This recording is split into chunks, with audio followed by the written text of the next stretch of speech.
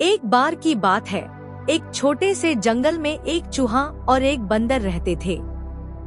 दोनों अच्छे दोस्त थे, लेकिन उनकी जिंदगियां बिल्कुल अलग थी। चूहा दिन रात बिलों में घूमता और खाने की तलाश में रहता, जबकि बंदर पेड़ों पर उछलता कूदता और फल खाता था।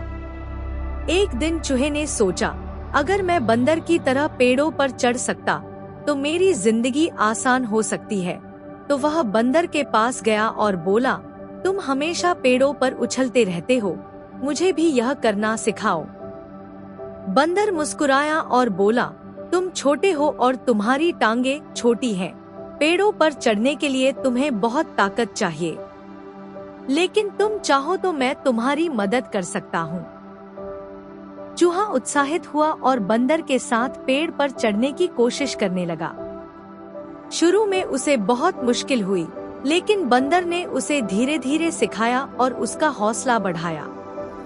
कुछ दिनों बाद चूहा पेड़ पर चढ़ने में सक्षम हो गया, लेकिन एक दिन पेड़ पर चढ़ते हुए उसका संतुलन बिगड़ गया और वह गिरते गिरते बमुश्किल बचा।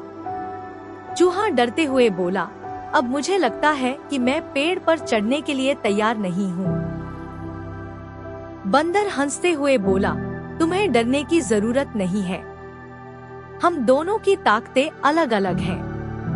मैं पेड़ों पर बहुत अच्छा हूँ, लेकिन तुम अपनी छोटी छोटी टांगे और तेज दौड़ने की क्षमता से बहुत फुर्तीले हो। चूहा अब समझ गया कि हर किसी की अपनी विशेषताएं होती हैं और हमें उन्हें अपनाकर ही अपने जीवन को बेहतर बना सकते हैं। वह बंदर से धन्यवाद कहकर अपने बिल में लौट आया और अब वह अपनी जिंदगी में खुश था।